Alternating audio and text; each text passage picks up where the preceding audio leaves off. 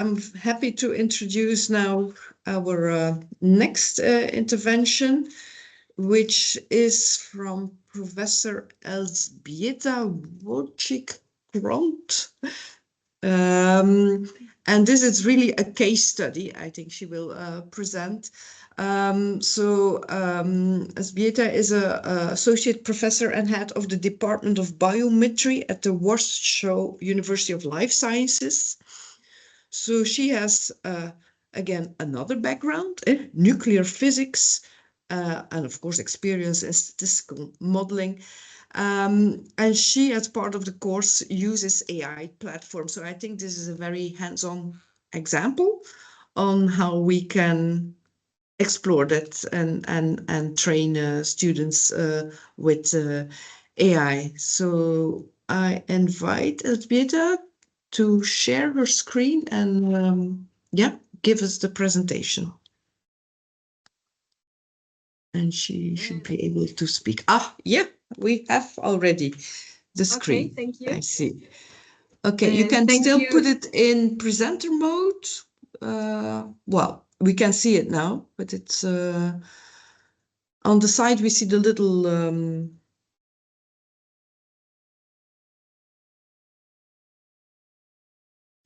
we try again.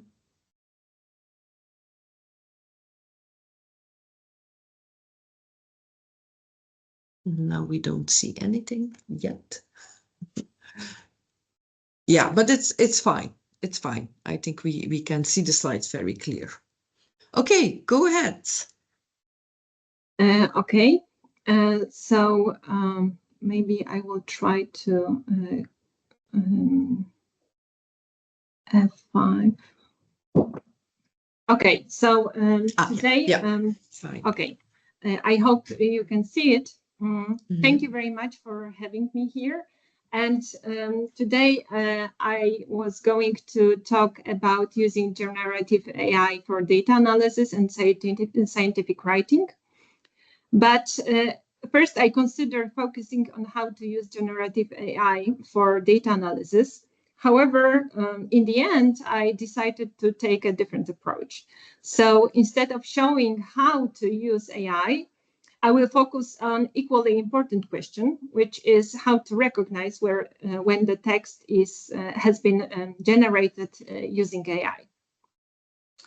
So we know that generative AI, such as large language models, they do not write in the same way as humans do. And because they are not drawing from our personal experience or creativity, and they are trained on patterns which are extracted from enormous amounts of source materials. So every sentence is constructed by predicting the most probable next word based on statistical regularities found in their training data. And this process makes AI writing fluent, of course, and grammatically correct, but it also introduces some recognizable characteristics. So because they are guided by the learned patterns, they are very uniform, for example, in structure and very repetitive in phrasing. So in my opinion, knowing these mechanisms will help that the text looks very polished, but sometimes it looks very shallow, and we can detect the style through very careful attention. So, of course, we have to have in mind the opportunities and the risks which are connected to using AI. So risk of fabricated or shallow content, blurred boundary between human and AI authorship. AI text often looks polished but lacks depth, as I said, and we have to have always in mind the academic integrity and transparency. So clues for AI-generated text. So we have the first clue is perplexity. So When we look at the text created by human, we know that human writing tends to be less predictable. We use unusual word choices. We have like abrupt shifts, irregular flow, increased perplexity, while AI-generated text is smoother and easier to predict. And because the model selects the most statistically likely words. And this is why we see that the perplexity in human writing is very different from AI-generated text. Then we have variation. So humans naturally create mixed with long and short sentences. And they are simple, more complex, while AI, in most cases, produces sentences with very similar length. And the sound of the text is very monotonous. So this is something we have to have in mind while comparing the text generated by AI and text generated by human.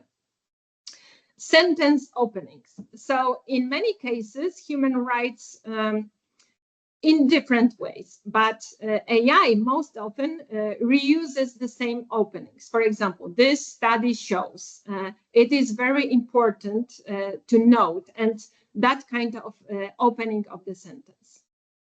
And syntax repetition. AI frequently generates sentences with nearly identical structure. So producing like uniform rhythm and symmetrical patterns, unlike the irregular style of humans. When we look at syntax and style, as I said, uniform sentence structure is very characteristic for AI. So instead of this varying syntax, we have very similar sentences templates used by AI, which reduces the statistic diversity. Lack of variation is another very common characteristic of AI, generated text by AI.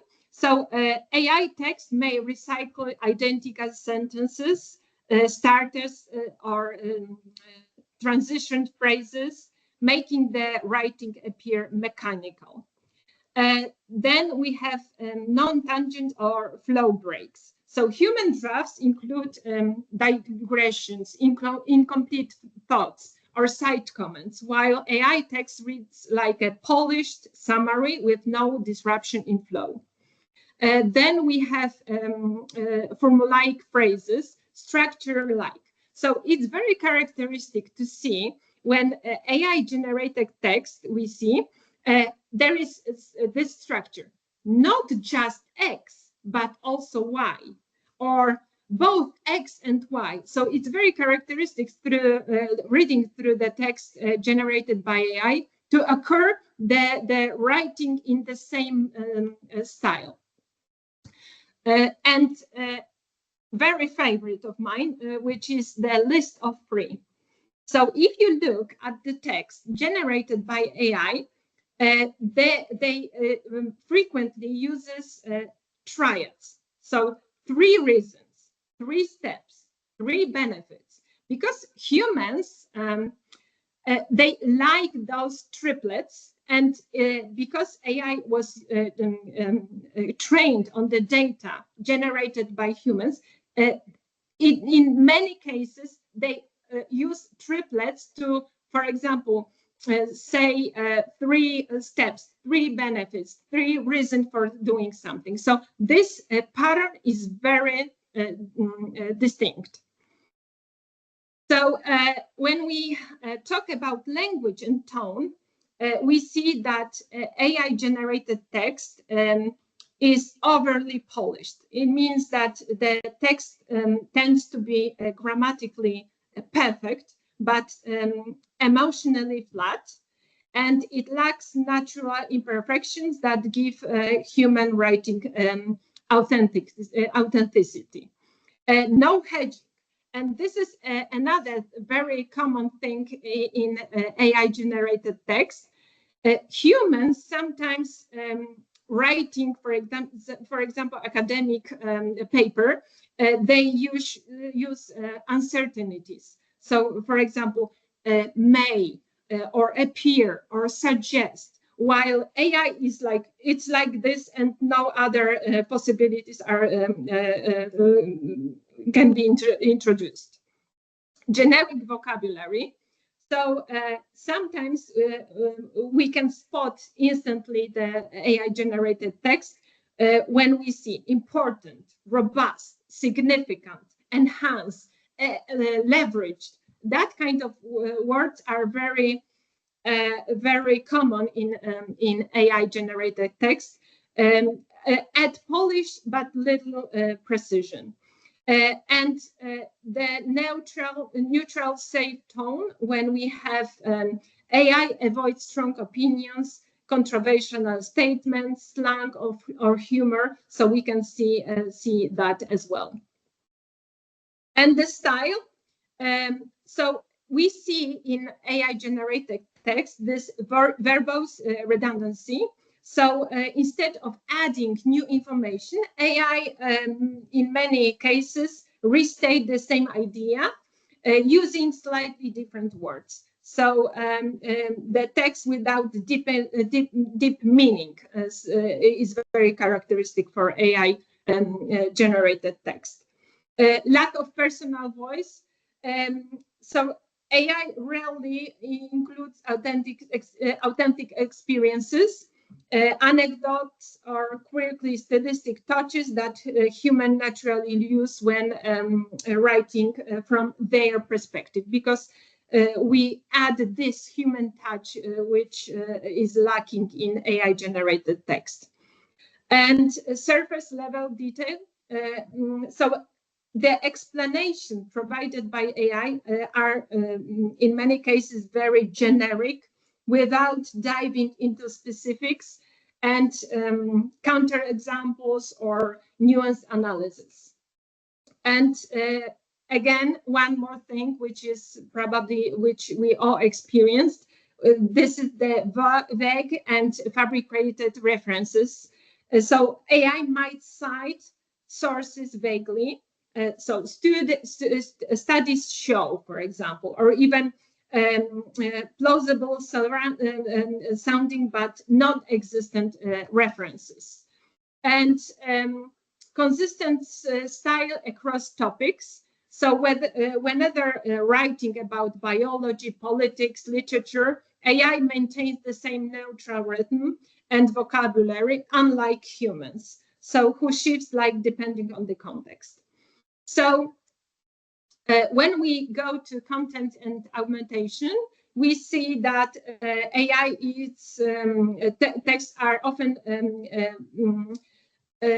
created with broad and sweeping statement without providing depth. So this is very characteristic, without nuances and evidences. And instead of analyzing complexities, it sticks to generalities like sounds right, or it lacks substance. And predictable phrasings. So the triplets, for example, as I mentioned, persuasive formulas, and the text appears very well organized, but they reduce originality and variety in argumentation. And this missing authorial voice. AI text usually avoids talking a personal stance or offering critique. So this is very common. It lacks the distinctive insights and comments that human authors naturally include. And I generated an example. So I put in ChatGPT the prompt, generate a paragraph that could be suitable for peer review paper on PM pollutions. And we can spot in many cases that this is AI generated because the sentences are equal in length, and we see those triplets, for example, respiratory illnesses, cardiovascular disease, or premature mortality, and so on. So if you go through this text, you will spot instantly that it's AI generated.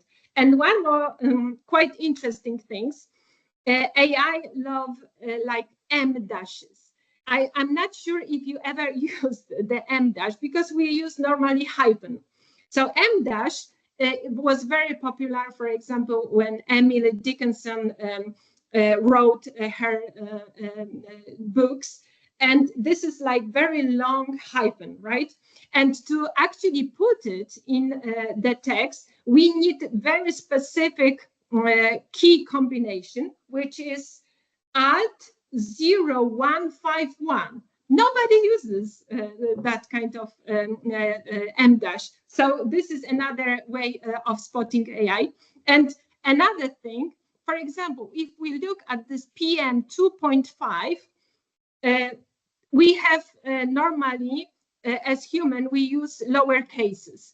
In this case, it's like specific sign that 2.5 are different signs, which are very characteristic for AI. So that is my take on AI generated text, because I experienced that in many cases when talking, for example, with students. So I thought it would be interesting for you if I share my experience with that. Thank you very much. Thank you. Indeed, it's another looking at, and I think we are all confronted sometimes with text that we think that students could have done better. So it's the easy way, and it's not like the thinking. But of course, we should practice that in our curricula, that this is not accepted, that you need to do some effort. And exactly. Humans indeed are different than computer generated text. I was wondering, I know with us at Ghent University, they impose now, or they want us to circumvent that by doing more oral defenses or oral presentations to judge, and less rely on text. And is that similar in your universities, or how do you think about Yes, that? we have to take that into consideration, definitely.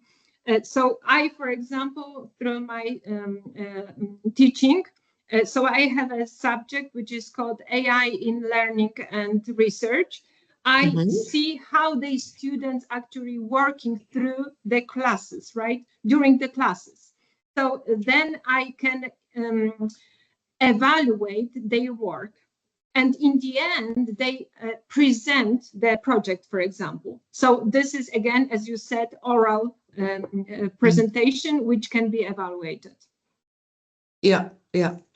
On the other hand, we see more polished and needs better text. Okay. And I think it's also, I mean, we should be honest, it's being used also in research proposals, writing, and so on. So we had also the impression that it's more easy reading. So we get more friendly, I think, and absorbing this text easier.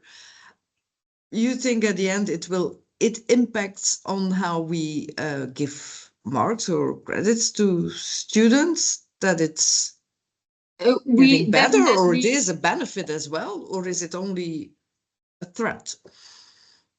It's not only a threat, in my opinion, because, for example, I, as non-native English speaker, can use AI to help me, for example, structure better the scientific paper, for example, or polish my English, because I'm not native in this area. But I always use AI with conscience. So it has to be the human touch within.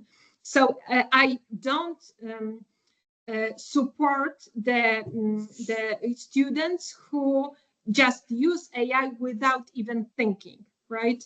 So of course they get polished text, but they don't know what's in the text. So that is something wrong with that, right? Maybe one last thing that came in the chat is, is it being used then, what you say, if you recognize this kind of AI, use it, but you cannot prove it literally? Do you deal with that, or is the policy like, yeah, we cannot really strictly give the evidence, so yeah. Yes, it's not possible to actually prove that something was AI generated. So I always encourage like human talk, right? Why did you use? So what's your motivation behind this? What did you, for example, experience while using AI? But one interesting thing, last Friday I had lesson with the lecture with my students, and one of them said, I'm not really using AI because I want to think for myself. That's great. Yeah, indeed. So I think it's a proactive, including it in the lecture and not being too, defensive about it, because at the end we cannot know. Exactly. Okay, thank you a lot. Thank you. So,